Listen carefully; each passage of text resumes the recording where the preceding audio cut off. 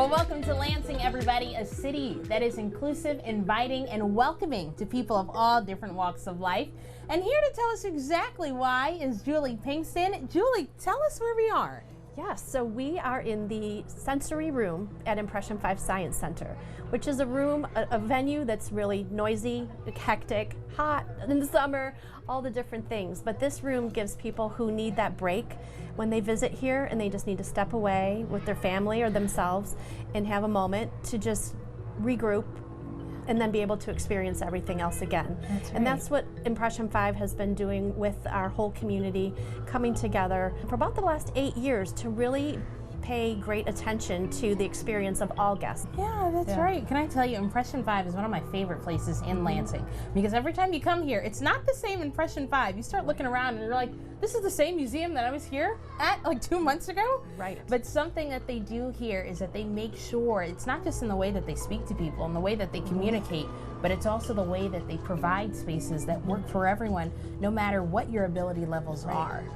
Right, and that's so important because I think, people just think that everybody can do what I can do. So we need to be intentional about what are the things that we need to focus on to make it something that everyone can do. Many of our attractions throughout the community have sensory backpacks. So for those that have neurodiversities or on the autism spectrum, they have this backpack that has noise canceling headphones, fidgets to just take care of time and busy fingers or whatever that looks like to have that moment away. So all of those things, when you add it up as a community-wide thing, has really allowed our destination, our greater Lansing region, to be recognized for doing great work in accessible travel.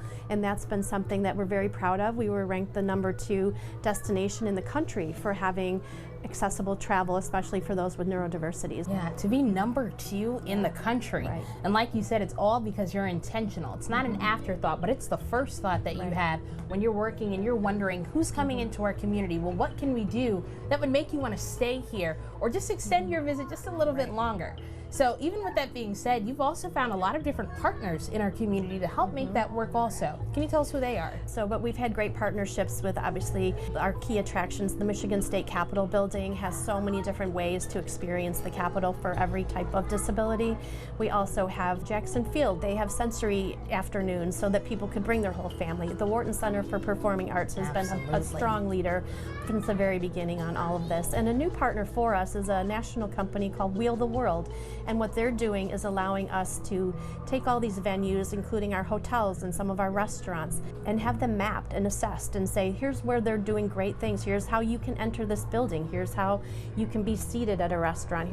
And pictures of what they look like. Here's the restroom facilities, so that you know, as a person that might have any type of disability or just need that extra assistance, that information is there, that know before you go. And there's videos. Also partnered a long time with Able View for the very similar information and Able Eyes.